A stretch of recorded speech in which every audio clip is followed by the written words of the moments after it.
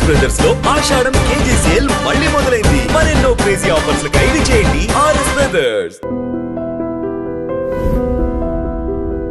మీ career మీ brother మీకు support చేసినప్పుడు మీరు అన్నారు ఏంటి, నాకున్నాడుగా ఇండస్ట్రీలో కోట వెళ్దాము అని అంటే అక్కడ అప్సెట్ అయ్యాను అన్నారు. ఏంటి, ఏం జరిగింది అక్కడ? వచ్చావు ఏం జరుగుతుంది నాటకాల ఇలాంటి ఇంటర్వ్యూలు అదే భయం. అది ఏదో మరి కొన్ని అన్ఫోల్డ్ స్టోరీస్ కంటే ఫోల్డ్వే బాగుంటాయి. ఆయన ఏదైనా ఓపెన్గా చెప్పే మనిషిగా కోట గారు, కానీ కమ్యూనికేషన్ గ్యాప్. ఇప్పుడు నేను ఏ పని మీద వచ్చానో అతనికి తెలియదు, అతను ఎందుకు చేయలేదు నాకు తెలియదు. మేము నాటకాల నుంచి ఇద్దరం వెళ్ళాం. నేను నాటక రచయితని, నా నాటకాలు బయట వాళ్ళు కూడా వేస్తారు, మా అసోసియేషనే కాకుండా. అలాగే కోట బ్యాంకు పోటీల్లో నా నాటకాలు వేసేవాడు. ఓకే. నా నాటకాలు వేసినప్పుడు అప్పుడప్పుడు మేము ఆల్రెడీ ఆడేసి ఉంటాం కాబట్టి సేమ్ అదే సెట్ చేసి రావడం వాళ్ళకి. అట్లా ఒక డిజైన్ ఉంటుంది కదా ఒక నాటకానికి, దాన్ని మేము ఆల్రెడీ కొన్ని అనేక ప్రదర్శనలు ఇచ్చి ఉంటాం. అది వాళ్ళ బ్యాంక్ కాంపిటీషన్లో అతను తీసుకుని ఆడినప్పుడు ఇదే డిజైన్ అక్కడ సెట్ చేయడం, అట్లా అట్లా బాగా పరిచయం, కలిసి నాటకాలు ఆడడం. అలాగ అప్పట్లో ఇంచుమించుగా ఒకే చోట ఉండేవాళ్ళం, రెగ్యులర్గా కలుస్తూ ఉండడం, ఇంచుమించుగా ఫ్యామిలీ ఫ్రెండ్స్గా అట్లా ఉండేవాళ్ళం. అట్లా అతను ఉన్న ఇండస్ట్రీకి ఎలా వెళ్ళాలరా సినిమా ఫీల్డ్కి నాకు ఎవరు తెలుసని మా బ్రదర్తో అన్నప్పుడు, మనకి ఎవరో ఉండడం ఎందుకు, మన కోట మనవాడు అన్నాడు. అక్కడ ఉంటావు నువ్వు, అతని ఇంట్లో తినవు, అతను ఇంట్లో పడుకో, ఎక్కడో హోటల్లో ఏదో తీసుకుని రూమ్ తీసుకుని ఏదో ఉంటాం, తెలుసున్నవాడు ఓ మనిషి ఉన్నాడు అనేది ఎవరున్నారంటే చెప్తున్నాను అన్నాడు. ఉన్న వారం 10 రోజులు అతన్ని కలిశాను రెగ్యులర్గా. అతనేదో అతని లోకంలో అతను ఉన్నాడు, మన లోకంలో మనం ఉన్నాం. మనం ఏ పని మీద వచ్చామో చెప్పడానికి మనకి సిగ్గు, వినడానికి అతనికి బిజీ. ఇది అయ్యేది కాదులే అనుకుని చెప్పలేదు. చెప్పాను కానీ అప్పట్లో ఇలా ఉండేది కాదు. ఇంత ఓపెన్గా ఎవరు పడితే వాళ్ళ రైటర్లు, ఎవరు పడితే వాళ్ళ డైరెక్టర్లు అలా ఉండేది కాదు. ఆల్రెడీ ఒక 5-6 రైటర్లు ఉంటే 7వ వాడు రావడం చాలా కష్టం. అలాంటి పరిస్థితుల్లో మనం వెళ్ళి రచన ఇది అవకాశం అంటే చాలా కష్టం. అప్పుడు అతను చేద్దాం అనుకున్నా చేయలేని పరిస్థితి కూడా కావచ్చు, చేద్దామని అనుకుని ఉండకపోవచ్చు, మనకు తెలియదు. అనుకుని ఉండకపోవడానికి అవకాశం లేదు. అతను రైటర్ కాదు కదా, పోనీ మా ఇద్దరికి పోటీ అనుకుంటే. ఏదో అట్లాగా అనుకున్నది జరగలేదు నా వరకు. అతని వరకు అతను ఏం తెలియని మనిషి కావచ్చు. నా గురించి నేను ఎందుకు వచ్చాను, ఏ ప్రయత్నాల్లో వచ్చాను, ఎవరైనా నమ్ముకుని వచ్చాను అతనికి ఏం తెలియకపోవచ్చు. నిన్నే నమ్ముకుని వచ్చానయ్యా అని నేను చెప్పలేదు. నువ్వు ఎలాగైనా నాకు సాయం చేయాలని నేనేం అతన్ని ప్రాధేయపడలేదు.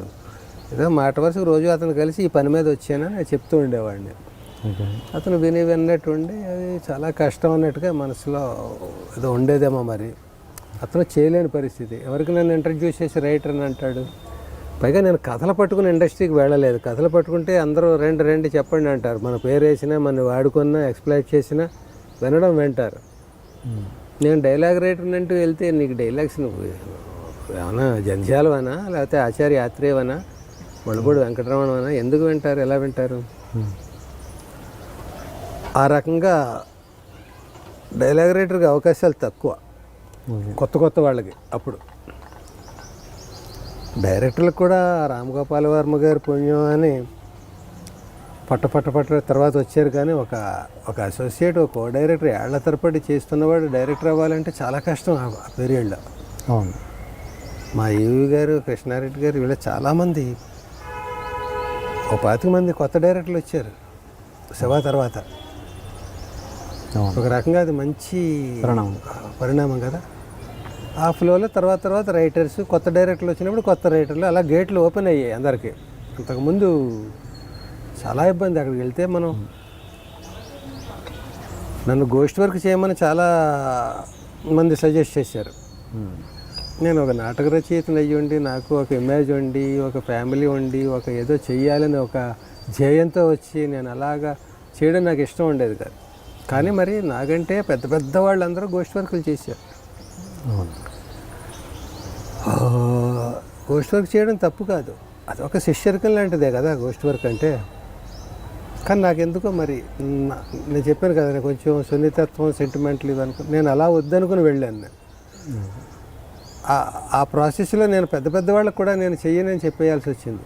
క్రాంతికుమార్ గారు, ఇంకా ఎలా పెద్ద పెద్ద డైరెక్టర్లకి, మా ఈవీ గారికి కొన్ని సినిమాలకు నేను పేరు లేకుండా చేయాల్సి వచ్చిన పరిస్థితిలో నన్ను అలా వద్దండి, నేను రాయలేను, ఇంకొకరి పేరు మీద ఉన్నప్పుడు నేను నా డైలాగ్ పెన్ను కదలదు నాకు అని సున్నితంగా నేను చెప్పి ఇబ్బంది పడ్డాను. అయ్యో నేను నో చెప్పాల్సి వచ్చింది. మరి తమ్ముడికి రుణం తీర్చుకున్నారా? ఇంతకీ తీర్చుకోవాలనుకుంటున్నారా? తమ్ముడి రుణం ఎలాంటి రుణం అంటే, అది ఇప్పుడు అమ్మా నాన్న మనని పెద్ద చేయడానికి 1,56,000 ఖర్చు పెట్టారు అనుకో, వాళ్ళ ఆస్తిలోంచి అయితేనే దేనైతే. ఆ 1,56,000కి వడ్డీ కట్టి 2,56,000 ఇచ్చేసావు అనుకో, నువ్వు తీరిపోతుందా రుణం? 1 కోటి రూపాయలు ఇచ్చావనుకో తీరుతుందా? అలా తీరలేదు. మామూలుగా అయితే ఏదో, వాడు కూడా చిన్న ఉద్యోగి కదా, వాడు వెదజల్ల లేదు కదా, అలా తీర్చుకున్నాను. కానీ అలా తీర్చుకోకపోతే నేను క్యారెక్టర్ లేని క్యారెక్టర్ ఆర్టిస్ట్. కానీ దాంతో తీరిపోయింది అనుకుంటే కూడా నేను క్యారెక్టర్ లేనివాడిని. అది తీరవ కొన్ని, అది ఒక బాగుంది. మరి అప్పుడు ఆయన తమ్ముడు అలా డబ్బులు ఇస్తున్నప్పుడు అప్పటికి పెళ్ళైంది కదా, తనకి పెళ్ళయింది, పెళ్ళైంది పిల్లలు.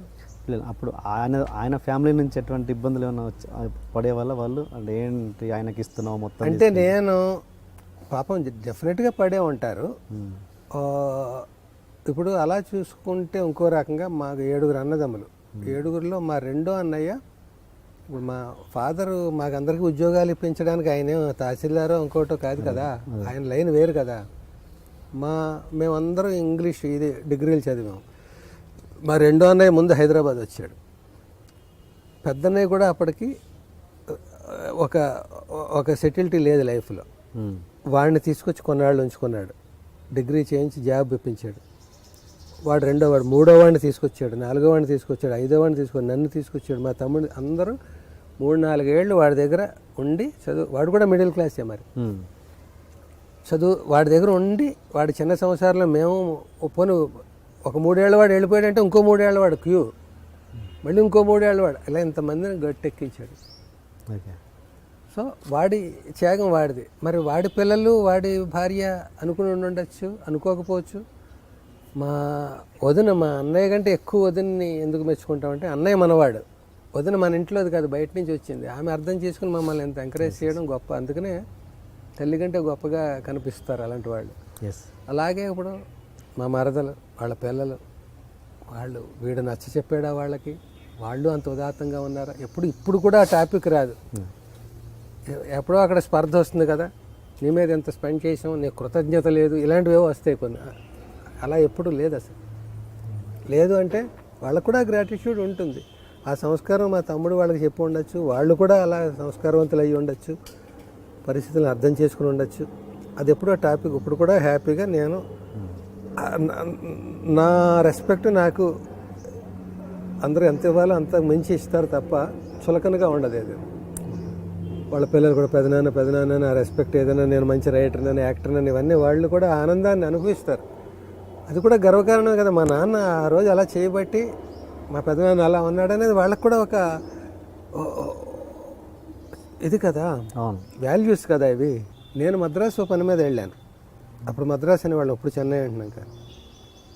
నా పనిలో నేను తెల్లారు లేస్తే నేను ఎలా ఎగ్జిస్ట్ అవ్వాలి, నేను ఎలా ఎస్టాబ్లిష్ అవ్వాలి, నేను ఎలా సక్సెస్ అవ్వాలి, ఇదే నా టార్గెట్ ఉంటుంది తప్ప నా తమ్ముడు ఖర్చు పెట్టాడు, వాళ్ళు ఇంట్లో వాళ్ళు ఏమో ఫీల్ అవుతున్నారు, ఎలాగా, ఇవన్నీ ఉన్నా కూడా నేను ప్రత్యక్షంగా చూడట్లేదు. Out of sight, out of mind. మన కంటికి కనిపించేదే సత్యంగా ఉంటుంది. ఏదైనా కనిపించింది మనం ఊహించుకోవాలి, అక్కడ ఏమైనా జరగచ్చు.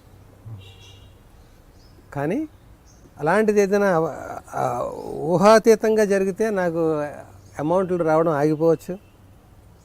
ఇంకా చాలేరా, అప్పటికే ఎక్కువ చూసేసాను, ముందేదో అనుకున్నాను కానీ ఏదో తేడా వచ్చేసి ఎలా ఉంది, ఇలాంటివి వస్తాయి. అలా ఎప్పుడూ రాలేదు. పైగా విచిత్రంగా ఎలా జరిగేదంటే నెలకొకసారి ఏదో రకం మా వాడు రిప్రజెంటేటివ్గా పనిచేసేవాడు. చేసినప్పుడు అక్కడ నెల్లూరు అక్కడికి వచ్చినప్పుడు కావాలని క్యాంపులు అటు అవి వేయించుకొని ఒకరోజు ఎక్స్టెండ్ చేసి నా దగ్గరకు వచ్చి నేను మొహమాటేస్తున్నానని, అసలు తింటున్నానా, ఆకలికి మాడిపోతున్నానా, నా పెళ్ళం పిల్లలు ఎలా ఉన్నారు అంటే వాడు ఒక పని మీద ఒకటి గుర్రాన్ని పంపడమే కాకుండా ఆ గుర్రం ఎక్కడెక్కడ గెలుస్తోంది, ఎవడు దాన్ని కట్టేసాడు అనేది చూసుకోవడం అనమాట. అశ్వమేధ యాగంలో గుర్రాన్ని వదిలేరు. ఎవడడ్డు వస్తాడు అని గుర్రాన్ని వదిలేరు. ఆ గుర్రాన్ని ఎవడో కట్టేశాడు. తెలియాలి కదా యువతలకి గుర్రం అక్కడ కష్టాల్లో ఉందనేది. నేను నా అన్నయ్యను పంపాను.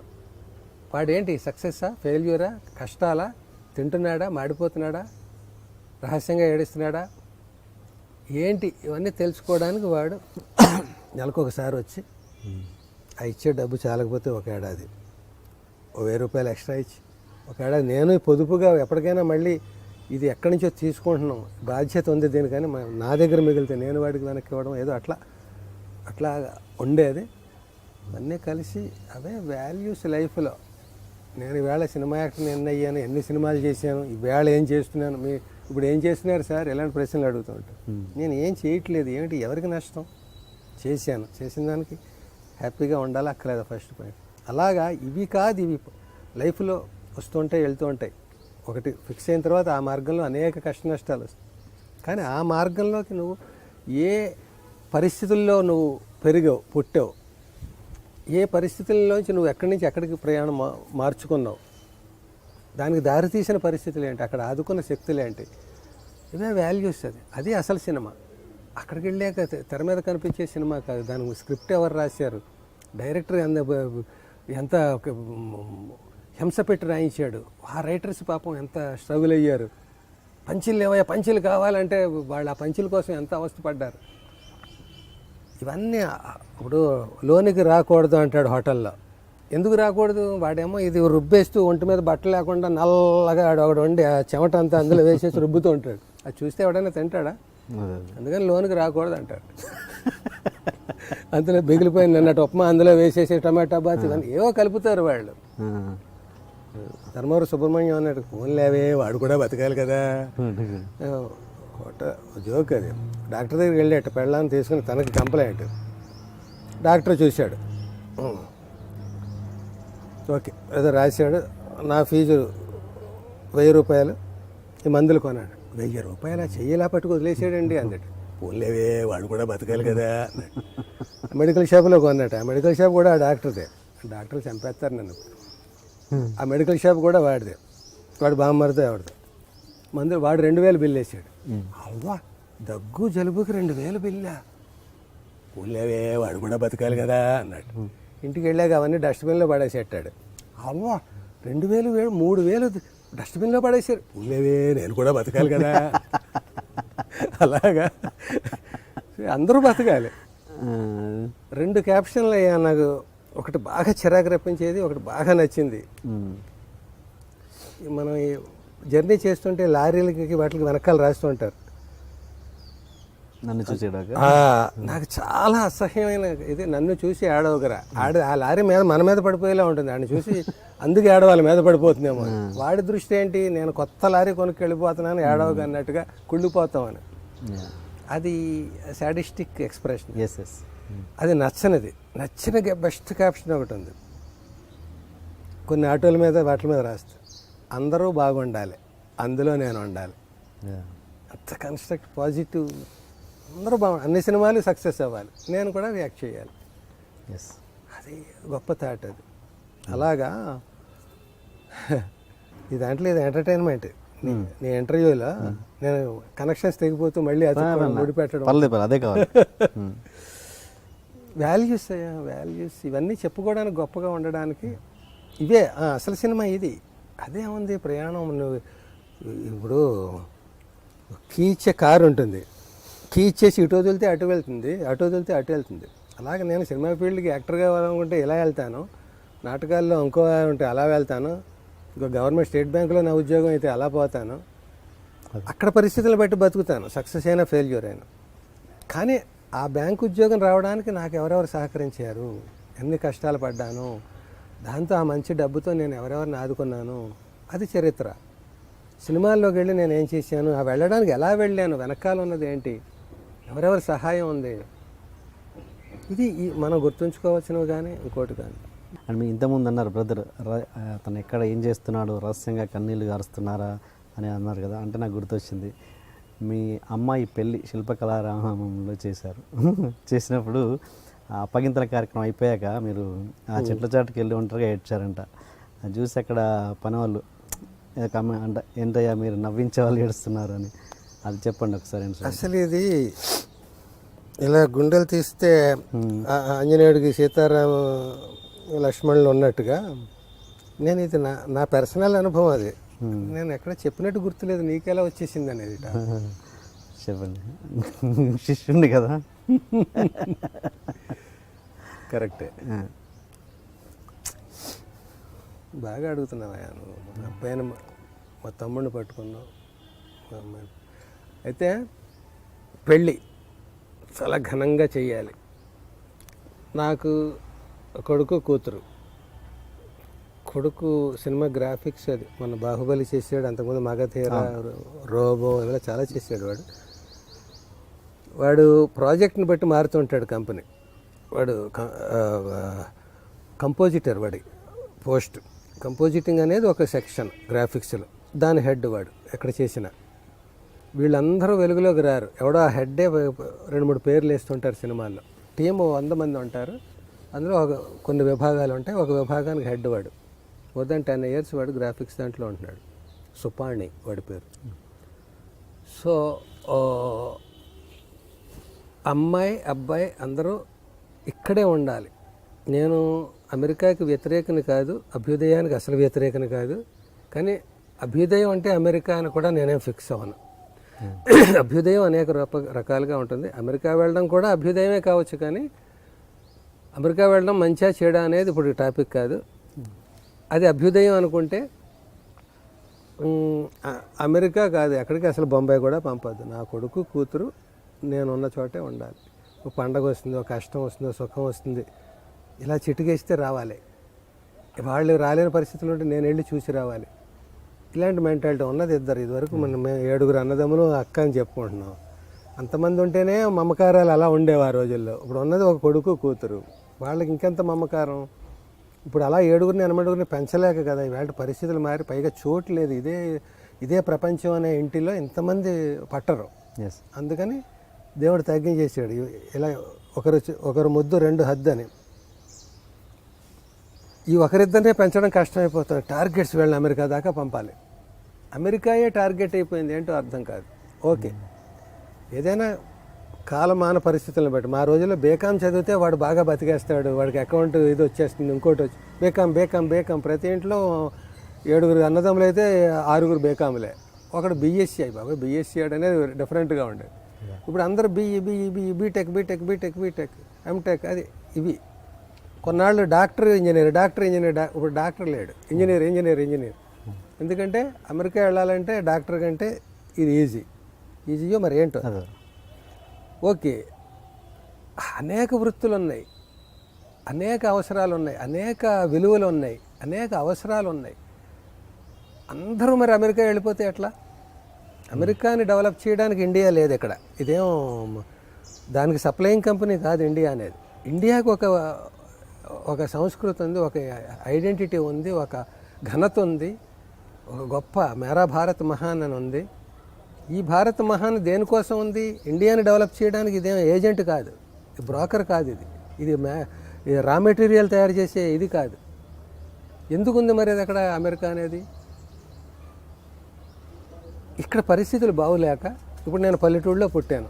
పల్లెటూరు గొప్పదా పట్టణం గొప్పదా? ముందు అమెరికా గొప్పదా ఇండియా గొప్పదాకి సమాధానం పల్లెటూరు గొప్పదా పట్టణం గొప్పదా? పట్టణం అమెరికా అనుకుందాం, పల్లెటూరు ఇండియా అనుకుందాం. ఊరికే ఏదో పోల్చుకోవాలి కదా. పల్లెటూరు చాలా గొప్పది, మనం అక్కడ పుట్టాం కాబట్టి. జన్మభూమి, అమ్మ అక్కడ ఉంది, మన నేల అక్కడ ఉంది, మన పొలం అక్కడ ఉంది, మన ఇల్లు గుడిసి అక్కడ ఉంది. అవి వదిలేసి పట్టణం ఎందుకు వచ్చాం? పొట్ట చేత పట్టుకుని వచ్చాం. అక్కడ మనకి ఇంతమందికి అన్నం పెట్టే ఆధారం లేదు. మనం ఏదో చదువుకున్నాం, ఇక్కడికి వచ్చాం. అంటే మరి ఈ పట్టణాన్ని డెవలప్ చేయడానికా నువ్వు పల్లెటూళ్ళలో చదువుకున్నది అనేది ఒక వాదన ఉంది మళ్ళీ. పల్లెటూళ్ళు అన్నీ నాశనం అయిపోతున్న కారణం అందరూ పట్టణానికి వలస వెళ్ళిపోవడం అనేది. అది నువ్వు ఒప్పుకున్నప్పుడు ఇక్కడ ఇండియాలో వాళ్ళు అందరూ అమెరికా వెళ్ళిపోవడం ఎంతవరకు కరెక్టు? దానికోసం వెళ్ళిపోను. నేను ఇంట్లో 10 మంది ఉంటే ఒకళ్ళు ఇద్దరు వెళ్ళండి. ఇంట్లో ఉన్నదే ఓ కొడుకు కూతురు, ఇద్దరు అమెరికాయే. సినిమాలో చాలామందిని అడుగు నువ్వు ఏం చేస్తున్నారని అంటే, ఇప్పుడు సినిమాలు తగ్గాయి కదా సార్, ఏంటి యాక్టివ్ లేదంటే నేను 6 నెలలు అసలు అమెరికాలోనే ఉంటాను. నేను కొడుకు దగ్గర 3 నెలలు, కూతురు దగ్గర 3 నెలలు. ఏం చేస్తావా అక్కడికి? ఏమోనా, వాళ్ళు ఒక లోకంలో వాళ్ళు ఉంటారు, మనం ఏదో అట్లా. వాళ్ళు ఘనంగా చెప్తున్నారా, ఏం చెప్పాలో తెలియక చెప్తున్నారు, నాకు అర్థం కాదు. కొన్నాళ్ళు నాకు ఆశ్చర్యంగా అనిపించేది, బాబోయ్ ఇప్పుడు ఎంత అదృష్టవంతుడు, 6 నెలలు అమెరికాలో ఉంటాడు, ఇద్దరిని అమెరికా పంపేసాడు. ఒక ఆలోచన విధానం అలా ఉండేది. తర్వాత ఆలోచిస్తే ఉన్నది ఇద్దరు, వాళ్ళని పంపి అక్కడ పెట్టుకున్నావు దుకాణం, ఇక్కడ నువ్వు ఉంటావు, ఇక్కడ ఉండలేక అక్కడికి వెళ్తున్నావా, లేకపోతే ఘనంగా అక్కడికి వెళ్తున్నావా? నీకు రేపు ఒంట్లో బాగుండకపోతే వాళ్ళు పరిగెత్తుకు వస్తారా, వాళ్ళు వచ్చేదాకా నువ్వు ఉంటావా? అంటే ఇదంతా ఎందుకు చెప్తున్నానంటే, మా వాళ్ళిద్దరూ నా దగ్గరే ఉండాలి అనుకున్నాను నేను. ఉన్నది ఇద్దరు చక్కగా, కష్టమైన సుఖమైన. అలాగ నేను ఫ్యామిలీని మద్రాసు పట్టుకుపోయి నాకు సినిమా ఛాన్స్ వచ్చినా రాకపోయినా నా దగ్గర రూపాయి ఉంటే ₹10 వాళ్ళ చదువులకి వాటికి వెచ్చించాలి. నేను పస్తున్నా పర్వాలేదు. అలా ఉంటే రేపు పొద్దున్న మా నాన్న సినిమాల్లోకి అక్కడికి ప్రయత్నించి మా జీవితాలు ధ్వంసం చేసేసాడు అనుకోకుండా వాళ్ళు సెటిల్ అయిపోతే నాకు బాగుంటుంది. అలాగే నాకు కొన్ని ఉదాహరణలు చూశాను. ఓహో, వీళ్ళు ఎందుకని హ్యాపీగా ఉన్నారు సినిమాల్లో రాణించకపోయినా కూడా, వాళ్ళ పిల్లల్ని సెటిల్ చేసేసారు. మనం కూడా ఫస్ట్ టార్గెట్ వచ్చింది సినిమా కోసమైనా కూడా పిల్లల్ని సెటిల్ చేయడానికి ఎక్కువ మనం మానసికంగా ఆలోచించాలి. పిల్లల్ని సెటిల్ చేయడం అంటే పెద్ద పెద్ద స్కూల్స్లో చేర్చడం కాదు, డొనేషన్లు కట్టి మంచి చదువు చెప్పే చోట, వాళ్ళకి ఇది వచ్చే చోట. కానీ అలాగా మనం అనుకుంటే అలా విద్య వచ్చేది, అలా అనుకున్నాం కదా అని వాళ్ళు అందరూ పెద్ద పెద్ద ఎంటెక్లు అలా అవరు. మా అబ్బాయి కూడా MBA చదివాడు, చదువుకేం తక్కువ లేదు. సో వాడు వెళ్ళనన్నాడు. అమెరికా వెళ్ళరా, అందరూ వెళ్తున్నారు, నువ్వు కూడా వెళ్ళొచ్చు కదా, క్రేజ్ ఉంటుంది అక్కడికి వెళ్ళి. అమెరికా నుంచి వచ్చిన అమెరికా రిటర్న్డ్ గ్రాఫిక్ మ్యాన్ అంటే అడిగేమో ఇంకో 2 కమ్ములు ఎక్కువ ఉండవు, అదేమో అది ఇండియాలో ఉండి కూడా చేయొచ్చు అన్నాడు. సో వాడి దృక్కోణం అది. మా అమ్మాయిని సరే, నాకు అసలు అమ్మాయి పుట్టాలని ముందు నుంచే కోరిక. ఇంట్లో ఆ పట్టాల కాళ్ళతోటి ఆడపిల్ల అలా గల్గల్మని నడుస్తుంటే లక్ష్మీదేవి నడగాడుతున్నట్టుగా ఒక రిథం, ఒక వేవ్ లెంగ్త్, ఒక మ్యూజిక్ ఇది ఉంటుందని అమ్మాయి కావాలనుకున్నాను. అమ్మాయి పుట్టిన తర్వాత ఈ అమ్మాయిని అమెరికాయో బొంబాయో పంపి నేనేం ఆనందిస్తాను? ఇక్కడే ఉండాలనుకున్నాను. ఇక్కడే ఉండాలనుకున్నప్పుడు ఆ అమ్మాయికి పెళ్ళి. ఇక్కడే ఉండాలనుకుంటే అలాంటి వాడిని చూడాలి. వాడు వాడేమో బిజినెస్లు చేసేస్తాడా, కోట్లు గడించేస్తాడా, అది కాదు. చక్కగా మామయ్య గారు ఇంకోటి నా అమ్మాయిని జాగ్రత్తగా చూసుకోవాలి. వాడి కష్టం ఏమైనా ఉంటే నేను పట్టించుకోవాలి, నన్ను వాడు అర్థం చేసుకోవాలి. మా మామగారు సినిమా యాక్టర్, నేను నాన్నని అడిగి 2 లక్షలు పట్టరా, 10 లక్షలు పట్టరా, పుట్టింటికి వెళ్ళిపోయి ఇలాంటి వాడు దొరికితే చచ్చిపోతాను నేను. అందుకని ఉన్నంతలో నాకు ఏదైనా కూడా పెళ్ళిళ్ళు. నేను కొన్ని క్యాప్షన్స్ రాశాను మా అమ్మాయి పెళ్ళికి. అందులో ఒక క్యాప్షన్, పైవాడు పెళ్ళి హెడ్డింగ్ కింద, పైవాడు రాస్తాడు, కింద వాళ్ళు చేస్తారు. వాడు రాసేసి ఉంచుతాడు, ఇది మనం ఇంప్లిమెంట్ చేస్తాం అంతే. ఎవడో స్క్రీన్ ప్లే రాసేసి బౌండ్ స్క్రిప్ట్ స్టోరీ బోర్డ్తో సహా చేసేస్తే మనం షూటింగ్ చేసినట్టు అనమాట. అలాగే మనం చేస్తాం అంతే. అలాగా ఇలాగే ఉండాలి, ఇలా ఉండాలి అనుకుని అలా చేయడంలో ఒకటి, మా అబ్బాయికి ఇంట్లో సంబంధమే, అమ్మాయికి నాకు ఒక మిడిల్ క్లాస్ మెంటాలిటీకి తగ్గట్టుగా ఉండేలాగా అలాంటి వాడిని చేసుకున్నాను. ఆ ఏరుకోవడంలో అణిముత్యం దొరుకుండొచ్చు, మామూలు వాడు దొరుకుండొచ్చు. అది మనం గుణగణాలు చూడలేం. ఒకవేళ చూసినా కూడా ఒక అబ్బాయి అమ్మాయి ఒకేలా ఉండాలనుకుంటాం. ఈ అమ్మాయి 6 అడుగులు ఉంటుంది, 6 అడుగులు 2 అంగుళాలు ఉండాలి అబ్బాయి. ఈ అమ్మాయి ఎంత సన్నంగా ఉండాలి, వీడు ఎంత సన్నంగా ఉండాలి, అలా అన్నీ చూసి చేస్తాం. బాటా చెప్పుల్లాగా 2 ఈక్వల్గా చేస్తాం. పెళ్ళైన ఏడాదికి షేపులు మారిపోతాయి. ఇద్దరిలో ఎవరో ఒకరు ఇలాగైనా అయిపోతారు, లేకపోతే ఇలాగైనా అయిపోతారు, ఏదో అయిపోతారు. మరి నువ్వు సెలక్షన్ ఏమైంది? అలాగా మనమైతే ఏదో చేస్తాం తాపత్రయపడి, అలాగే కంటిన్యూ అవుతుంది జీవితం అనేది మనం చేయడం మీద ఆధారపడి ఉండదు, వాళ్ళ దాని మీద ఆధారపడి. ఈ చేయడంలో మా అమ్మాయి పెళ్ళి సరదాగా ఇక్కడ శిల్పారామంలో చేశాను. శిల్పారామంలో చేసినప్పుడు చక్కగా అక్కడ కూడా ఈ పల్లకి అది పెట్టి విడుదల నుంచి అది ఊరేగించడం. విజయవాడ నుంచి ఒక 15 మంది ఆడవాళ్ళు, త్రిశక్తి పీఠం అదే ఉంది, ఆడవాళ్ళు సన్నయ్య వాయిస్తారు పట్టు చీరలు అవి కట్టుకుని. ఇలా మా ఊరు బ్యాండ్ మేళం వాళ్ళు రప్పించి ఇలా అన్నీ పెట్టి చేయించి మా అబ్బాయి పెళ్ళి మా ఊళ్ళో చేశాను, అక్కడ కూడా అలా చేశాను. కొంచెం నాకు కొన్ని చోట్ల టేస్ట్ చచ్చిపోకుండా ఉండడానికి కాస్ట్ ఎంతైనా నేను వెనకాడను. కొన్ని చోట్ల పైసా గీసి చూస్తాను, బ్యాలెన్స్ ఒక చోట తగలేయడం, ఒక చోట పొదుపు చేయడం. అలా చేయడంలో శిల్పారామంలో పెళ్లి జరిగింది మా అమ్మాయిది. 5 రోజుల పెళ్లి కుదరలేదు కాబట్టి 3 రోజులు 2.5 రోజులు అయింది అది.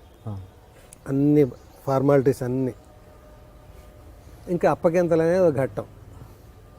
ఆ అప్పగింతలు నేను పుడింగిని, నాకు ఏడుపు రాదు, నేను చాలా బ్యాలెన్స్డ్ అనుకుని గర్వంగా ఫీల్ అవుతుంటాను. నాకు కూడా ఏడుపు వస్తుంది అనేది ఆ వేళ ప్రూవ్ అయింది. అయిపోయాక అప్పగింతలు అన్నారు.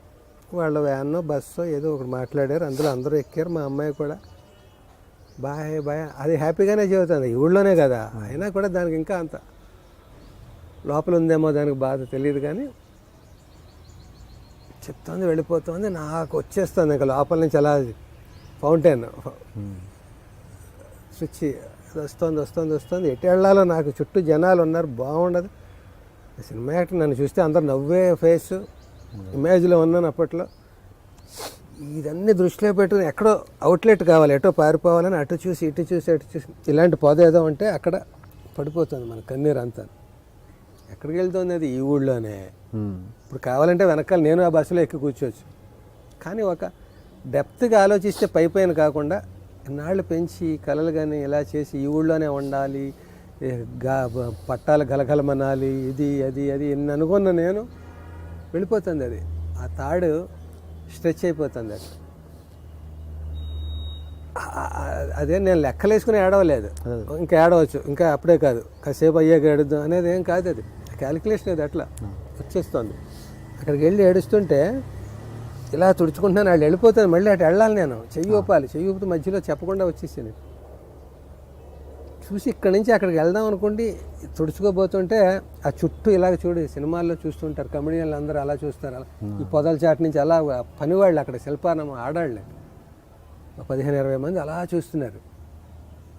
నేను ఇంకా నాకు వాళ్ళని చూస్తే ఇంకా ఏడుపు వచ్చేసింది. వీళ్ళు చూసేసారేంటి, దొరికిపోయాను అన్నట్టు. వాళ్ళు అన్నారు, బాబాయ్ అందరినీ నవ్వేస్తారు, మీరు ఏడుస్తారేంటండి, ఆడపిల్ల అన్నాక మరి వెళ్ళాలి కదండి, ఎప్పటికైనా మా నాన్నల్ని వదిలేసి వెళ్ళాలి కదండి, ఊరుకోండి బాబా అంటే నాకు ఇంకా పెరిగిపోతుంది. ఇంకా అదేంటో కాదు, చెప్పుకోవడానికి చిన్న సంఘటన. ఇది సినిమాలో పెడితే పేలదు, జీవితంలో అయితే అది అద్భుతమైన సంఘటన. కొన్ని నిజ జీవిత గాథలు అంటాం, నిజ జీవితంలో సినిమాల్లో చెబితే అది రుచిగా ఉండదు. కొన్ని రుచిగా ఉంటాయి, కొన్ని లేనిది దానికి చిన్న ఫిక్షన్ యాడ్ చేస్తే రుచిగా ఉంటుంది. ఇది మరి సినిమాలో పెడితే అంతగా పేలదు, కానీ నిజ జీవితంలో గొప్ప సంఘటన. చెప్పే పద్ధతిలో పెట్టే పద్ధతిలో పెడితే అవుతుంది, ఎందుకు కాదంటారు.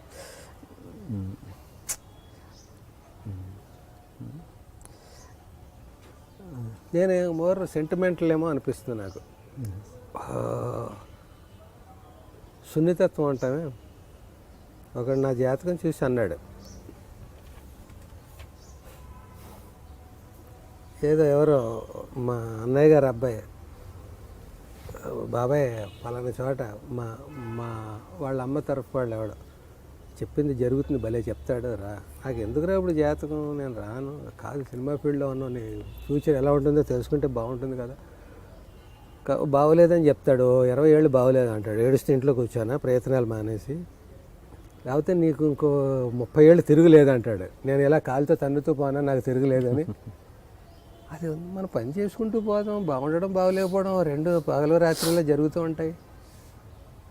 కాదు, ఊరికి తెలిసినవాడు వాడు ఉన్నాడు, ఒకసారి హలో అని వెళ్ళిపోదు, నువ్వేం మాట్లాడద్దు రా, మా బాబాయ్ అని చెప్తాను, అయినా ఏమైనా చెప్తే చెప్తాడు, లేకపోతే లేదు అన్నట్టు తీసుకెళ్ళాడు.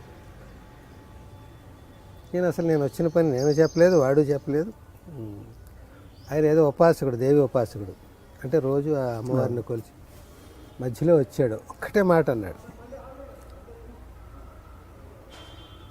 మీరు పైకి కనిపించే అంత మెత్తన కాదు. వెళ్ళిపోయాడు అంతే. ఎందుకు చెప్పాడో అది తెలియదు. పైకి కనిపించే అంత మంచివాళ్ళు కాదని లేదు, పైకి కనిపించే అంత మెత్తన కాదు, చాలా స్టోన్ రాక్ అంటారు, దృఢచిత్తం అంటారా, లేకపోతే నెగిటివ్గా ఆలోచిస్తే రాతి మనసు వాడికి కరగదు అన్నాడు. కానీ స్ట్రెంగ్త్ గురించి మాట్లాడేటప్పుడు మీది సున్నితమే కాదు, చాలా దృఢత్వమైన నాగార్జున సిమెంట్ మీది అన్నట్టుగా అతను. అలాగా నిజమే, ఈ సున్నితత్వం ఆ కఠినత్వం రెండు ఎడాపెడా ఉండుంటాయి. లేకపోతే ఈ వాల్యూస్ ఉండవు సున్నితత్వం లేకపోతే. ఆ కఠినత్వం లేకపోతే ఈ అనుకున్నవి ఆ మొండి పట్టుదలతో చేసే ఇది ఉండదు. ఇంకో రకంగా మాట్లాడితే ప్రతి మనిషిలో కాంప్లెక్స్లు, సుపీరియారిటీ కాంప్లెక్స్, ఇన్ఫీరియారిటీ కాంప్లెక్స్ అనేవి రెండు ఉంటాయి. నా అంత గొప్పవాడు లేడు, సుపీరియారిటీ కాంప్లెక్స్. నేను ఎందుకు పనికిరాను, ఇన్ఫీరియారిటీ కాంప్లెక్స్. ఒక కొటేషన్ కూడా ఉంది, superiority complex based on inferiority complex అని. ఓకే, నేను గొప్పవాడిని మాటిమాటికి చెప్పుకోవడం, నువ్వు తక్కువవాడు అని లోపల అనుకుంటున్నావు. నేను తక్కువవాడిని కాదు అనకుండా నేను గొప్పవాడిని అంటున్నావు. ఈ ఇన్ఫీరియారిటీ దాని మీద ఆధారపడి ఉందన్నమాట నీ సుపీరియారిటీ. అవన్నీ పక్కన పెడితే ఈ రెండు కాంప్లెక్స్లు ఉన్నాయి, ఇన్ఫీరియారిటీ, సుపీరియారిటీ. ఈ రెండు ప్రతి మనిషిలో ఉండాలి. తక్కడే పళ్ళల్లాగా బ్యాలెన్స్డ్గా ఉండాలి. నేను గొప్పవాడిని అని ఈ పళ్ళెం కిందకి దిగుతుంది అనుకో, ఈ పళ్ళెం పైకి లేస్తూ ఉంటుంది. నీకు అహంకారం పెరుగుతుంది అనమాట. నేను ఎందుకు పనికిరాను అని ఇది చేస్తుంటే ఈ పళ్ళెం పైకి లేస్తూ ఉంటుంది. అంటే నువ్వు అనుకున్నది ఏది చేయలేవు. నేను ఎందుకు పనికిరాను అనుకుంటే ఏం చేయగలను. నేను యాక్ట్ చేయలేను అనుకుంటే నేను అసలు కావిడేసుకుని తిరగలను, నా సినిమాల్లో గోచి పెట్టుకుని. నేను చేయగలను అనుకుంటే నేను మద్రాసు వెళ్ళి సాధించలేను అనుకుంటే వెళ్ళగలను. అసలు ఏదైనా అట్లా ఆ దృఢచిత్తంతో ఉండాలి. అది ఇది బ్యాలెన్స్ చేసుకుంటూ మనం చెక్ చేసుకుంటూ అప్పటికప్పుడు నాలో అహంకారం పెరుగుతుందా, నాలో చిన్నతనం, నన్ను నేను తక్కువ అంచనా వేసుకుంటున్నానా, లేకుండా తల ఉంచుకోవద్దు, తల ఎగరేయద్దు. అలా బ్యాలెన్స్డ్గా చూసుకుంటూ వెళ్ళిపో, నీ పని నువ్వు చేసుకుంటూ వెళ్ళిపో. అడుగుతూ వెళ్ళు, దారి అదే తెలుస్తుంది. అడుగులేస్తూ వెళ్ళు, ఊరు అదే వస్తుంది. నీ ఓటమే నువ్వు ఓడిపోయినప్పుడు కాదు, నీ ఆట ఆపేసినప్పుడు అని ఇంకో ఎక్స్ప్రెషన్. అలాగ చూసుకుంటే ప్రయాణం ఆపేసినప్పుడు నీ ఓటమే. ప్రయాణం చేసుకుంటూ వెళ్ళు, అందులో విజయాలు వస్తాయి, అపజయాలు వస్తాయి. తవ్వుకుంటూ వెళ్తావు, నిధులు దొరుకుతాయి, ఇంకో వానపాములు దొరుకుతాయి, ఇంకోటి దొరుకుతాయి, అన్నీ దొరుకుతాయి. కావాల్సింది తీసుకో, అక్కలేని తప్పించుకో, అన్నిటినీ భరించి. ఓకే, ఫిలాసఫీకి వెళ్ళామంటే ఇక ఇంటర్వ్యూ అయిపోయిందని అర్థం. లేదు, ఇది స్టార్టింగ్ మనది. ఇవన్నీ ఏమంటారు మీరు, అంటే ఏంటి లీడ్ వెళ్తున్న కొద్దీ మీరు చెప్తున్నారు, దాంట్లో అవసరం ఉన్నాయి మేము తీసుకుంటాం. ఇంకా నేను తవ్వాల్సిన ఇంకా రాలేదు. Okay, This is Lavan Tripathi. నేను మీ Sai Dharam Tej. This is Niharika Konilala. And don't forget to subscribe to iDream. Please subscribe to iDream Media. Please subscribe iDream Media. Do subscribe to iDream. Subscribe to iDream Media. Please subscribe iDream. Do subscribe to iDream Media. Don't forget to subscribe. Click on the button below. Please do subscribe to iDream. Don't forget to subscribe to iDream. Please subscribe to iDream Media.